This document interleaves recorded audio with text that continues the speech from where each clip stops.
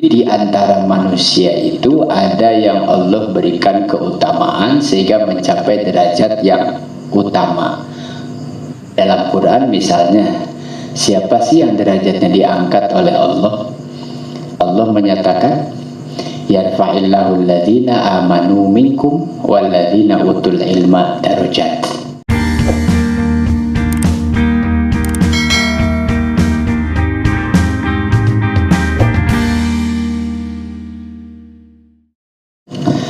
Bismillahirrahmanirrahim. Faslun fima yatafadalu bihil ibad. Faslun utawi iki fasal ing dalem mertelaaken sesuatu. Ya fadho yatafadalu kang punjul atau yang utama. Yatafadalu kang dadi utama bihi ingma sapa al ibadu hamba. Pasal ini menjelaskan tentang sesuatu yang menjadikan seorang hamba memiliki keutamaan. Kalau dasarnya manusia, semua manusia itu mulia. Makanya seluruh bangkai najis, kecuali bangkai manusia. Di bangkai semua najis kecuali manusia. Ada lagi as-samak wal jarad, ikan dan belalang. Nah, manusia, sebab di antara makhluk yang Allah ciptakan yang paling mulia itu ya manusia. Tapi di antara manusia itu ada yang Allah berikan keutamaan sehingga mencapai derajat yang utama. Dalam Quran misalnya, siapa sih yang derajatnya diangkat oleh Allah?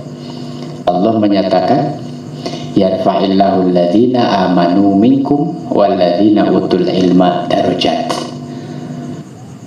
Yarfa'illahu, Allah akan mengangkat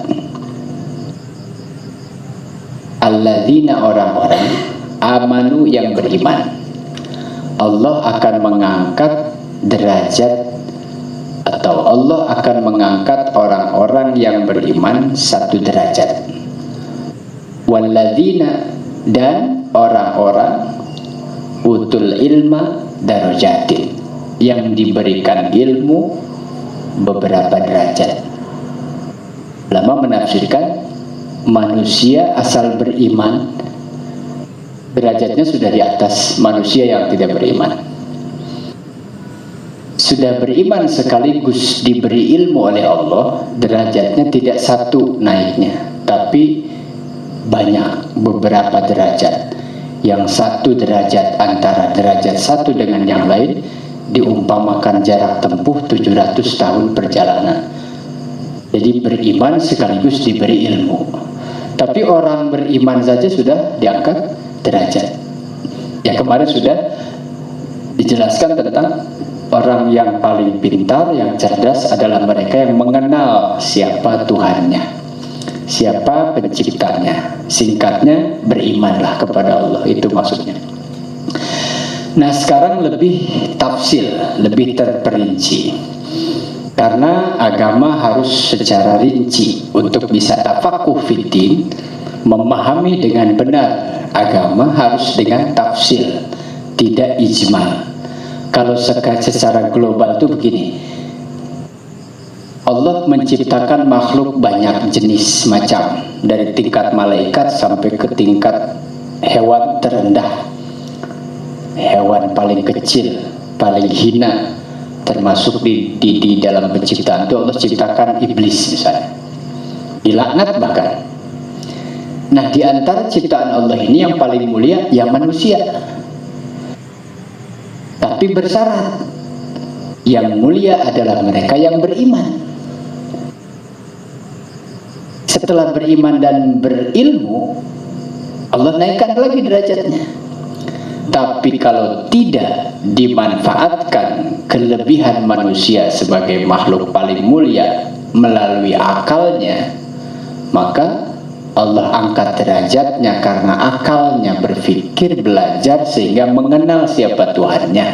Dalam bab ini disebutlah ma'rifat atau al-irfan, mengenal Allah subhanahu wa ta'ala bidzat wa sifat. Tapi Tapi kalau tidak, sebaliknya, tsumma radadnahu asfala safilin.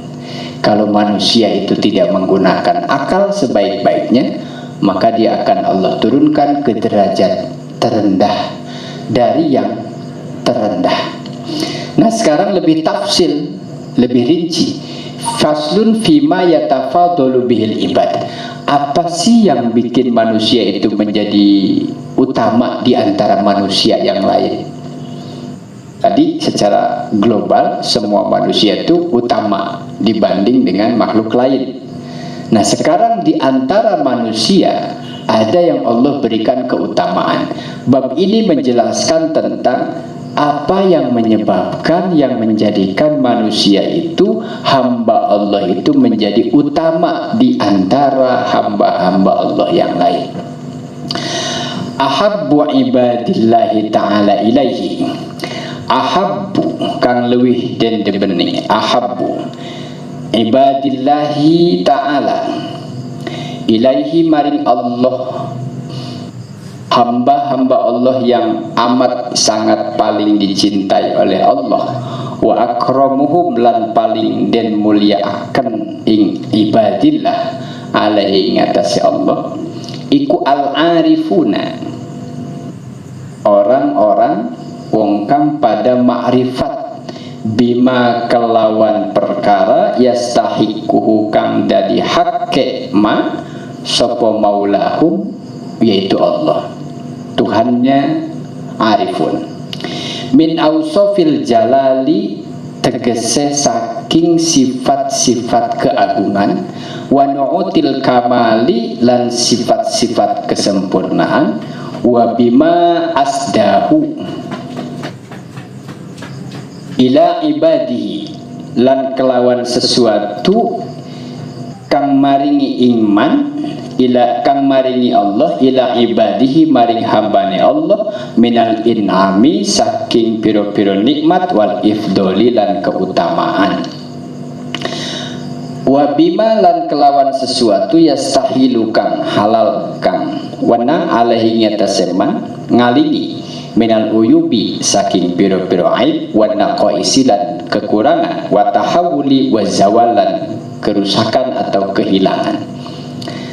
Wa bima yajuzulan kelawan kang wenang lahu maring manfaat apa fi'luhu minal amri wa ma yajuzulan kelawan sesuatu kang wenang lahu maring abad apa fi'luhu agawe man ing ma minal amri saking perintah wan nahi lan larangan wal wa'dhi lan nasihat wa zajri wa tabsyiri amih kabar lan kabar baik wal irsali dan kerisalah wal hasyri itu apa namanya risalah wal hasyri wan nasyr hari kebangkitan wal iqabi lan siksa wa thawabi lan pahala wal ihanati wal ijlal wal ihanah merendahkan menganggap enteng wal ijlali dan mengagungkan. Fahum lan mangka utawi iki al arifun billah al arifun bima yastahiquhu maulahum min ausofil jalal adalah layak buduna ora pada ngabdi sopo arifun siwahu ing saliyane Allah layak buhuna illa ridohu layak buhuna ora nuntut sopo arifun illa ridohu angin ridone Allah. Qad ahdorohum ladaihi teman-teman hadirakan mereka ladaihi ing sandingi Allah fala yashkuna illa ilaihi la yashku ora pada kepengen illa ilaihi angin maring Allah walayat takiluna lan ora pada ngerahakan menyerahkan illa alaihi angin ing atase Allah. Fahum mangka utawi al arifun iku firya di ma'rifatihi ing dalam taman-taman ma'rifat hadiruna kang pada hadir wa ila kamali sifatihi lan maring sempurna sifati Allah iku nadiruna wong kang pada ningali menyaksikan. Tadi disampaikan di awal tentang eksistensi manusia yang kalau kita tarik dari awal difahami pada dasarnya tidaklah aku menciptakan manusia dan jin atau jin dan manusia. tidaklah aku, kata Allah, wa ma khalaqtul jinna wal insa, tidaklah aku ciptakan jin dan manusia, illa, kecuali, liya'budun, supaya pada mengabdi, supaya pada menyembah, mengabdi kepada Allah. Menyembah, mengabdi ini ranahnya syariat, berarti melaksanakan rukun Islam, syahadat, salat, puasa, zakat, haji, man istata'a ilaihi sabila. Artinya orang yang mengabdi kepada Tuhannya adalah mereka yang melakukan syariat Tuhannya. Yang syariat Allah itu diberikan kepada Nabi akhir, yaitu Nabi Muhammad SAW, lalu disampaikan kepada manusia, maka menjadi rahmatan lil alamin.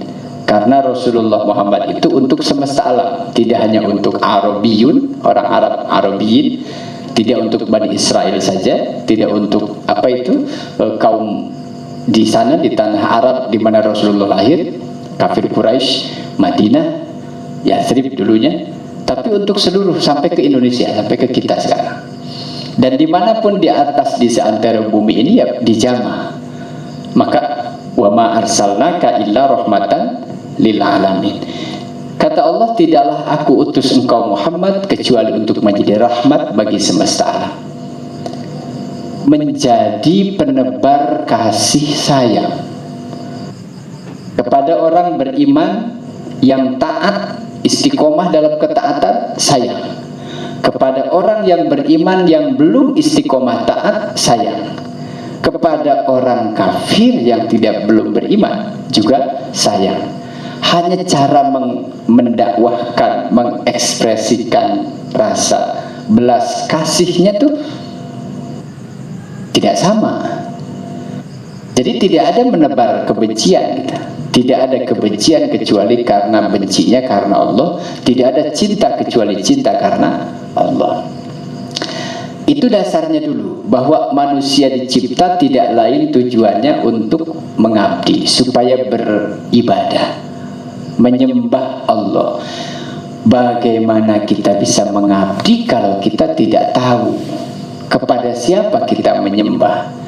Maka dikenalkanlah dari mulai istri kita hamil 4 bulan, dipanggil kiai, ustadz ajengan, pengajian, yasinan, mungkin Quranan, juzan, satu orang 1 juz, 4 bulanan lah singkat nama, tahlilan, dibacakan Quran, yang satu surat Maryam, satu surat Yusuf, satu lagi surat Al-Waqi'ah, Al-Mulk, satu Yasin, bayangkan. Dimulai dikenalkan dari sejak dini. Lalu 7 bulan, lalu Jibril lahir, Allahu Akbar, Allahu Akbar. Mulai bisa tamyiz, bisa bedakan kanan dan kiri. Mulai bisa diajak ngobrol, bisa diajak bicara, diajarin ngomong. Mulai bismillah. Mau makan, bismillah dulu. Habis makan, alhamdulillah. Dikenalkan tuh nama Allah, dikenalkan semua. Setelah belajar nanti mulai masuk TK atau PAUD atau era, mulai di situ dikenalkan tentang nama-nama Allah, Asmaul Husna. Allahur Rahman huwar Rahmanur Rahim. Allahu la ilaha illa huwar Rahman Ar-Rahimul Malikul Qudusus Salamul Mu'minul Muhaiminul Azizul Jabbar, 99. Lalu diajarkan juga namanya sifat wajib, wujud, kidam, bako, dan seterusnya. Bagaimana bisa mengabdi si anak ini nanti kalau sudah akil balik, kalau dia nggak tahu siapa yang diibadahi? Jangan sampai kita punya anak, kita lagi sholat, ditanya madhab mana, madhab barat, emang nyembah barat gitu. Ayah ngapain sholat? Madhab mana situ? Madhab Ngulon. Nyembah apa? Yang dilihat kan dinding tembok, nyembah tembok begitu. Kita jawabnya apa tuh? Oke lah, sekarang saya nggak bisa jelasin sama anak saya karena saya nggak paham itu, nggak tahu dalil. Dingajikanlah ke madrasah. Ustadznya cerita, rukun sholat ada 17.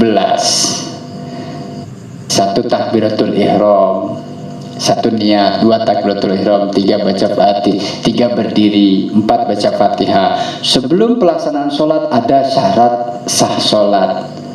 Apa? Islam, mengetahui waktu sholat, suci dari hadas besar dan kecil, suci daripada najis. Apanya? Badannya, pakaiannya, tempatnya. Syarat sah sholat harus menghadap kiblat. Ustaznya menjelaskan kiblat adalah apa. Pulang dari madrasah ke rumah, jadi nggak nanya lagi kenapa, udah ngaji.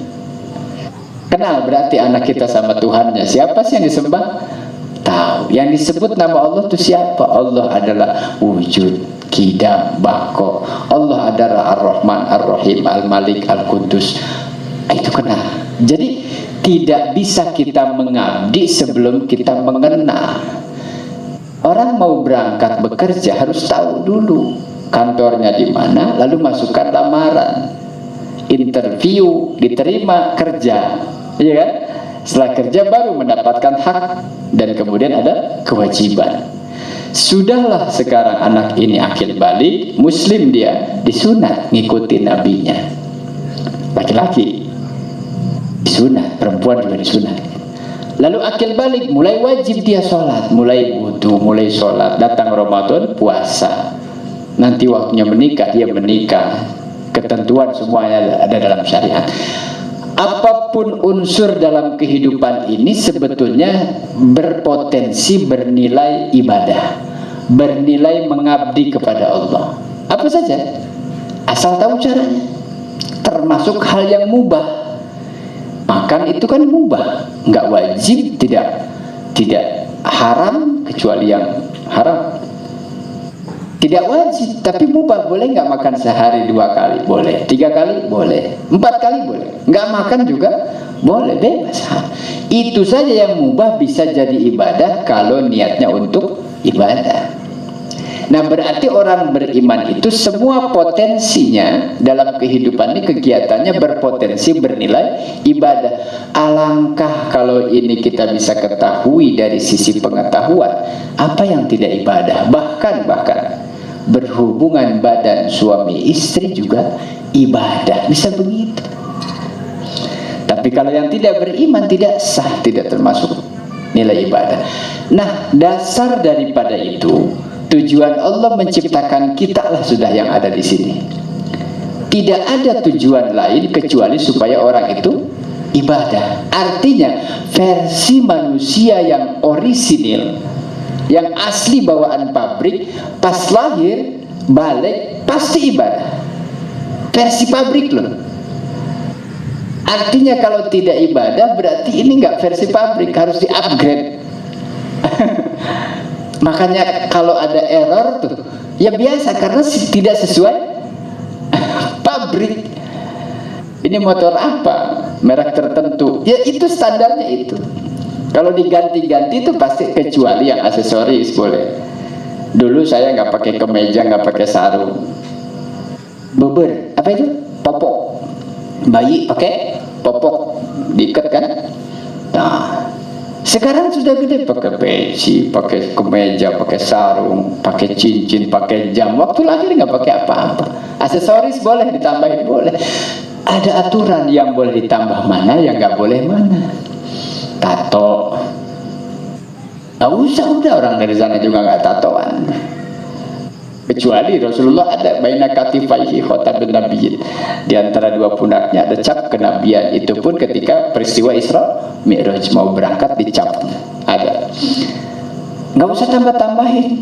Kupingnya dibolongin misalnya, kupingnya mau bolong, ini nih apa, nggak usah tambah, dikurangin, nggak usah, udah dari sononya.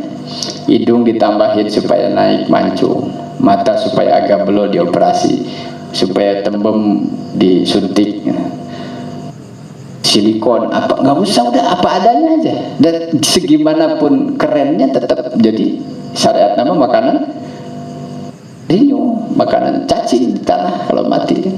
Mau dirawat kayak gimana juga sayang banget, habis untuk perawatan fisik, sementara roh mati. Itu tadi Yang ibadah tuh ya ruhnya. Badan ini ngikutin ruh. Ini ngikutin ruh badan nih. Kalau saya pengennya ngaji, mau nggak mau kaki saya harus diam di sini.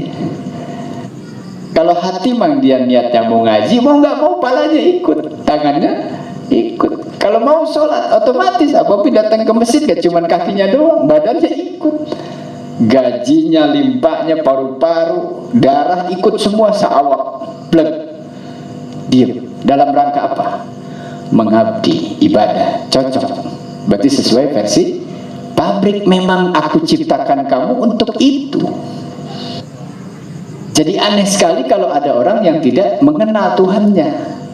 Tidak mengenal Tuhan artinya tidak melaksanakan syariat. Ya sudah, hatinya sudah beriman, tapi harus dibuktikan dengan mengaplikasikan dalam kehidupan sebagai seorang yang beriman tuh.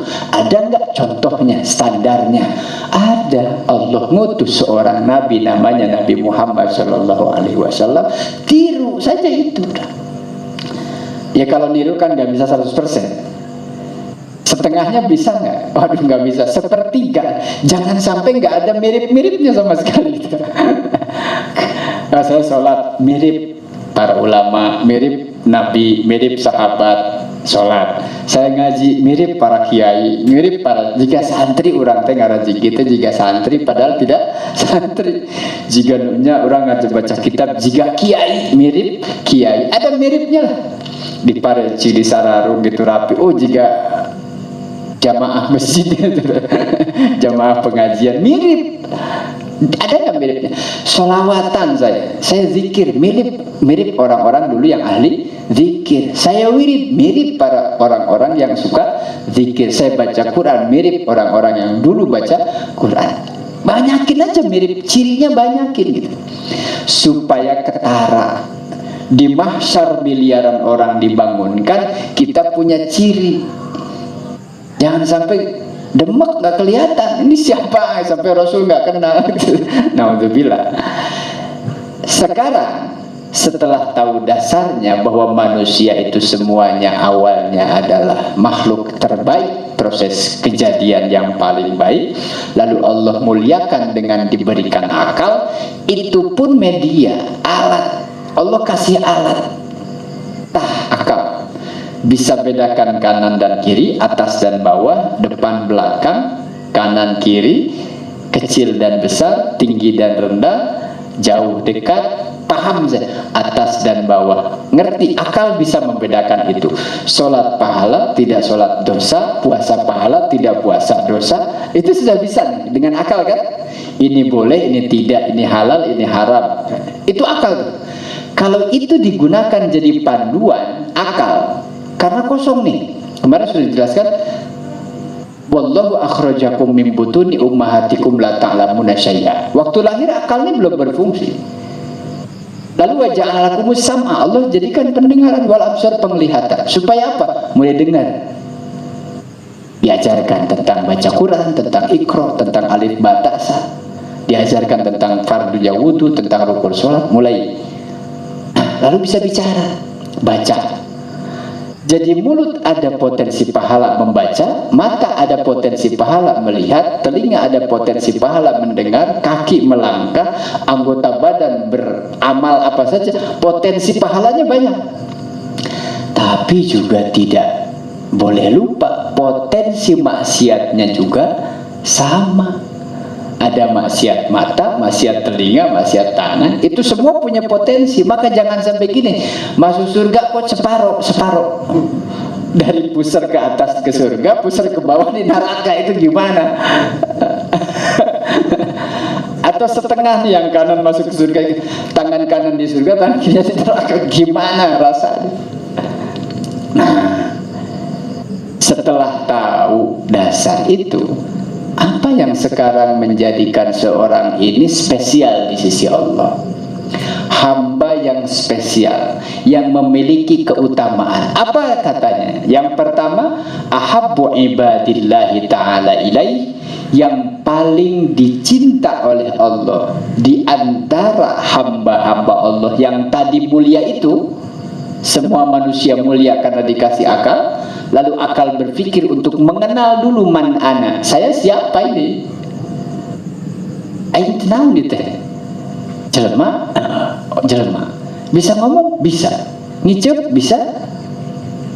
Mendengar, bisa. Melangkah, mirip ya sama ayam. Bisa mendengar, bisa melihat, bisa makan.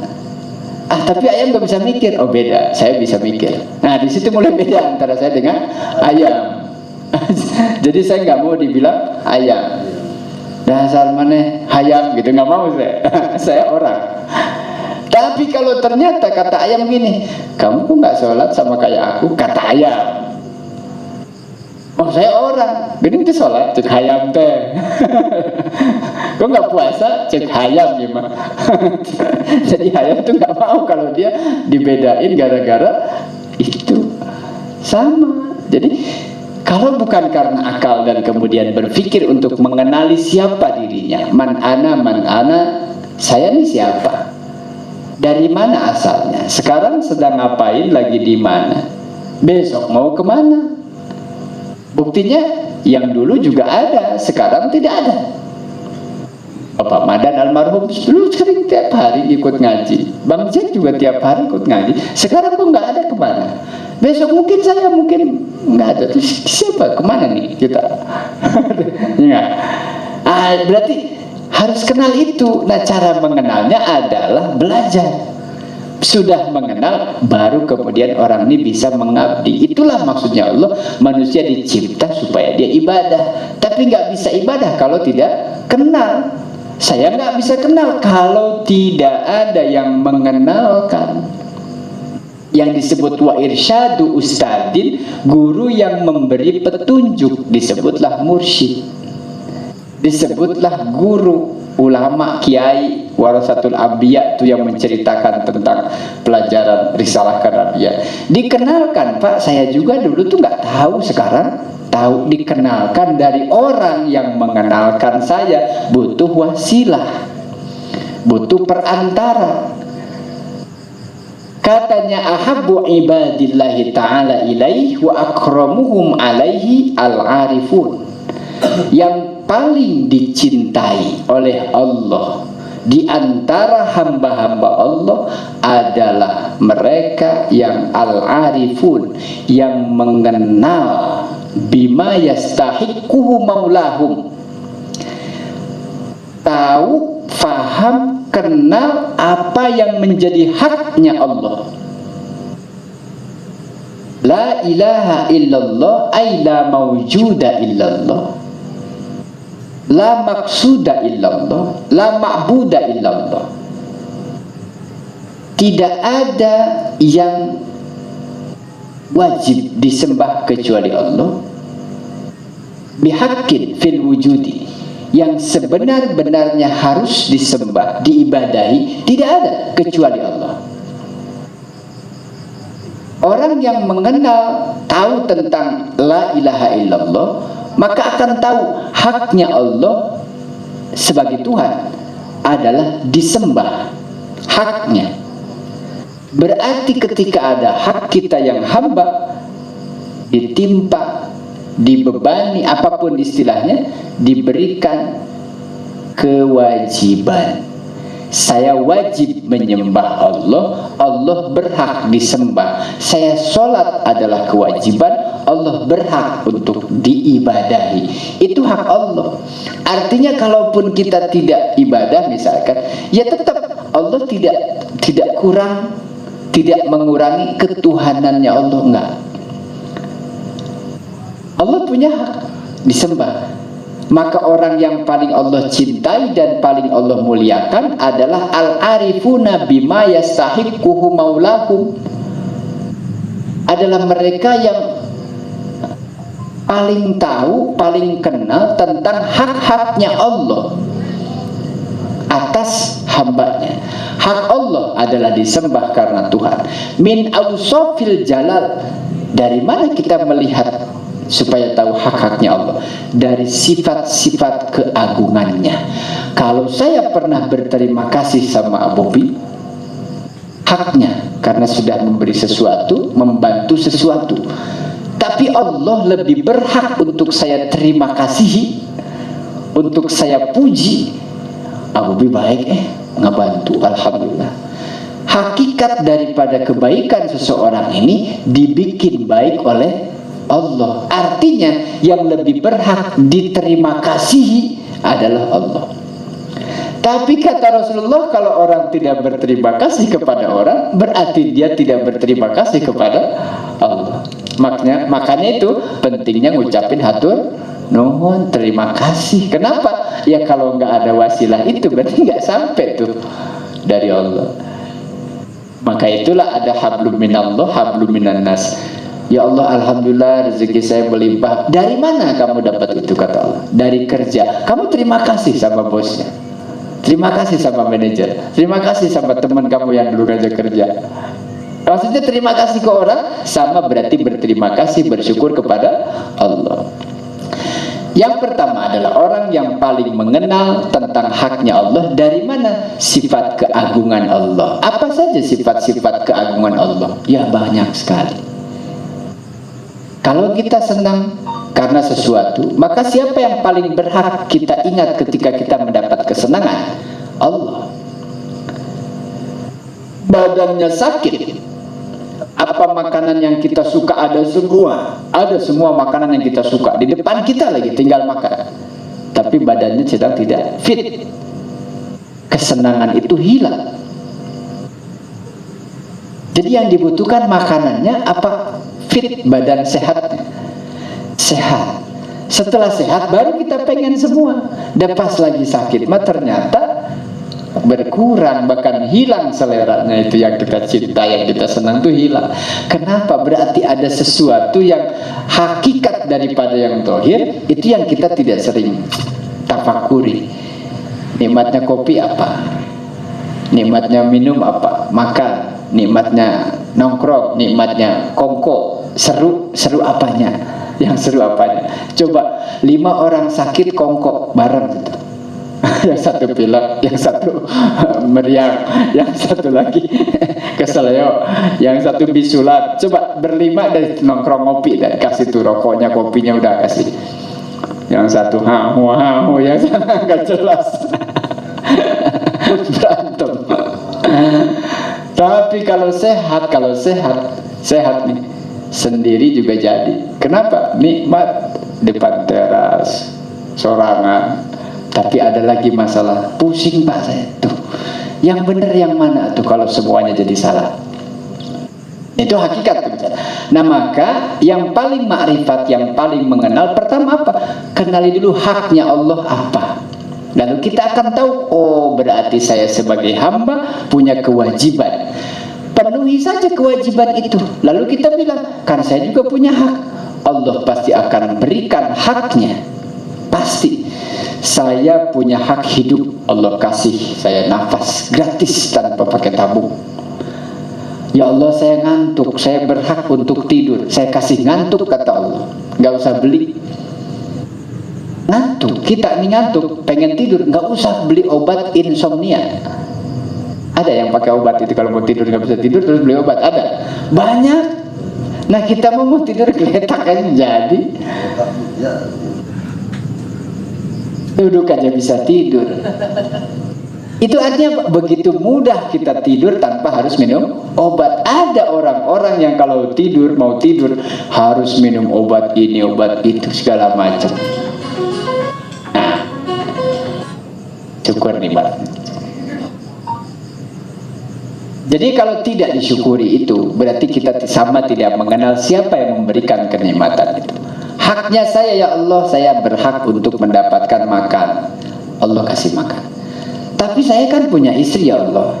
Hak saya nggak cuma sendiri, tapi istrinya juga makan. Saya punya anak, ya Allah. Tahu saya kasih anakmu makan.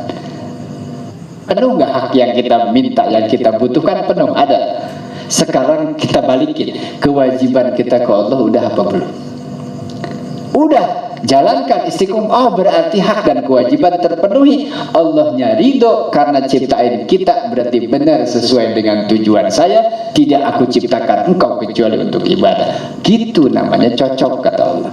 Tapi kalau enggak begitu, enggak cocok, selek terus jadinya. nggak ada koneksi.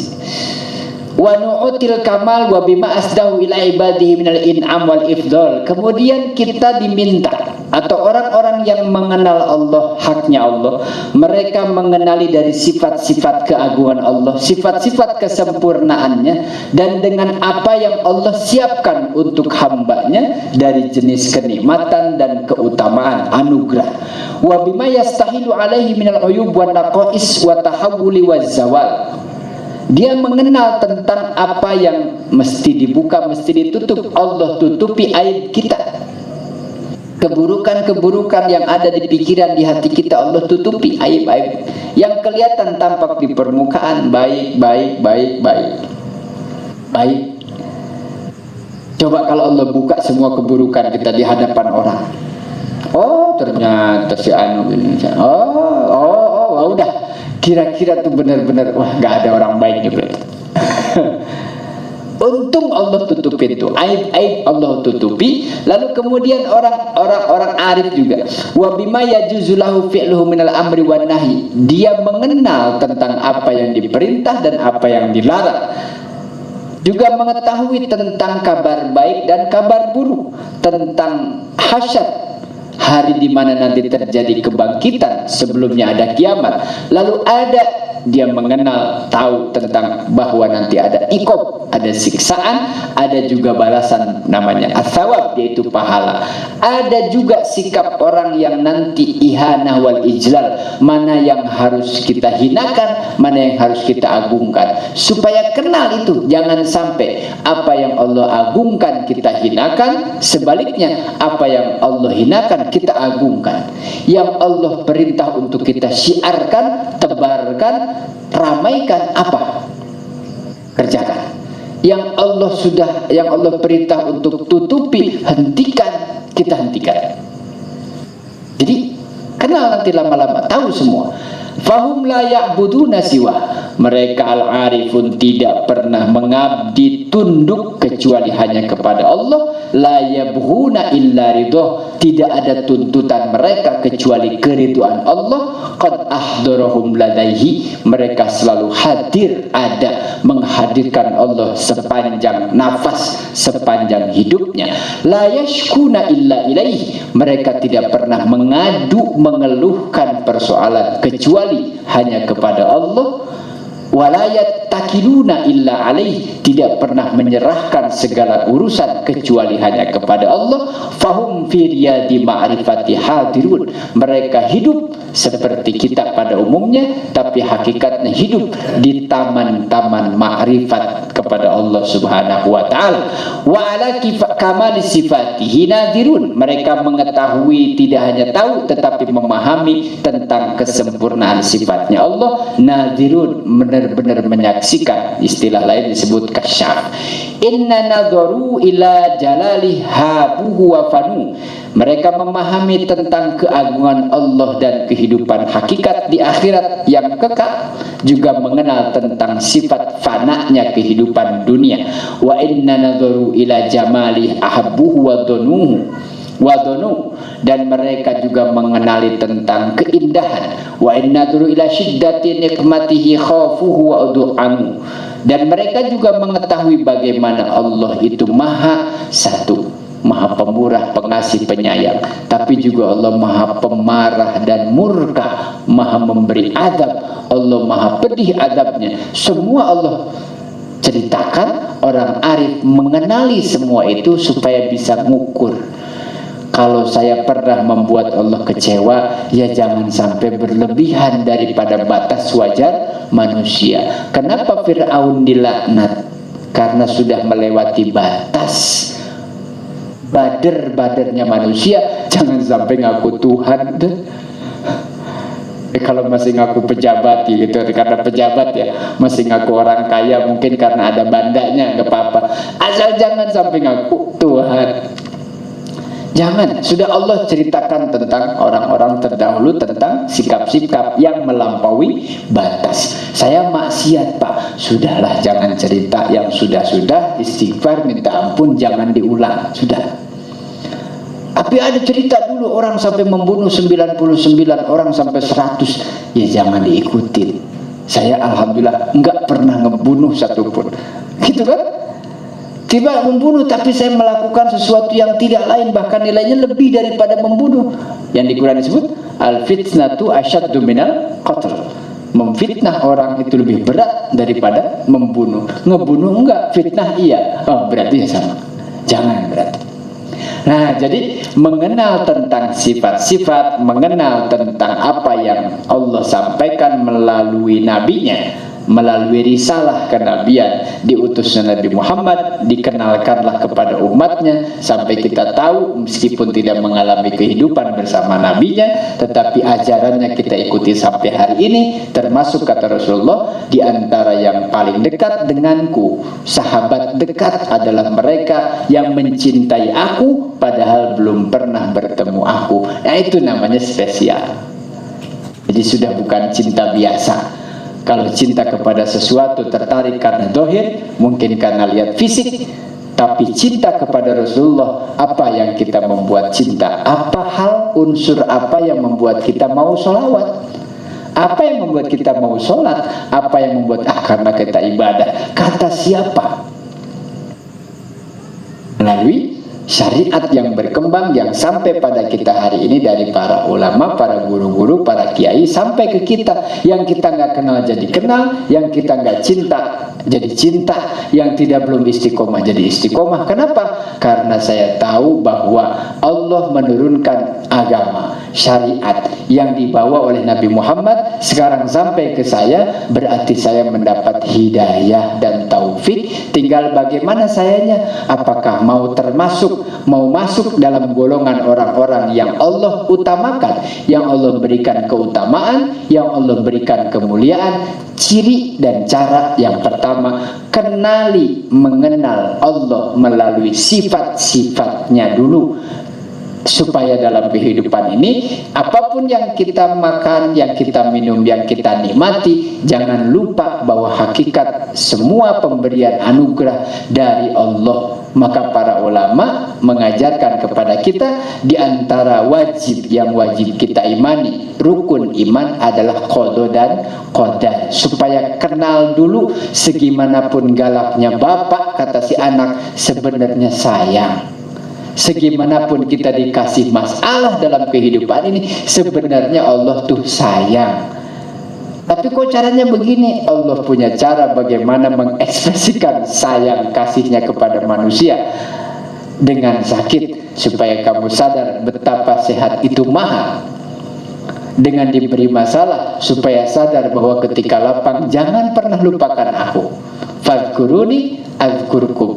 Ingatlah aku, maka aku akan mengingatmu. Ingatlah aku dalam kesendirian, maka aku akan mengingatmu ketika engkau sendiri. Ingatlah aku ketika ramai, maka aku akan mengingatmu ketika juga ramai. Ya, sudah. Itu ciri dan cara bagaimana Allah menempatkan orang-orang menjadi mulia di sisi Allah, menjadi memiliki keutamaan di antara hamba-hamba Allah yang amat sangat banyak yang kita bersaing dengan mereka. Ada alimunal arifun, ada jahilunal abidun, ada orang alim yang makrifat, yang mengamalkan ilmunya kholisun, ikhlas. Ada orang yang ahli ibadah, banyak ibadah, tapi jahilun, gak ngerti ilmunya. Kita saingan sama yang mana? Hamba Allah ini banyak, ada abid, istilahnya qiyamul layal wa siyamun nahar, malamnya qiyamul lail, siangnya puasa. Kita belum bisa masuk ke situ. Ada juga alimun wa 'allama ghairahum, ada orang alim mengamalkan dan mengajarkan ke orang lain dengan ikhlas. Kita juga nggak di situ. Kita matu berharap ngumpul sama mereka yang bagus-bagus supaya ke bawah bagus. Nggak soleh, tapi ngumpul sama orang soleh biar ke bawah soleh. Nggak pinter ngaji, tapi ngumpul sama yang biasa, yang pinter ngaji supaya ikut bisa ngaji gitu. Ikut sama yang paham, dan saya nggak paham, saya nggak ngerti. Tapi kalau ikut sama yang ngerti, ke bawah ngerti. Kita nggak kuliah, tapi tiap hari nongkrong sama mahasiswa, udah kayak mahasiswa ke bawah. Gitu ceritanya kan.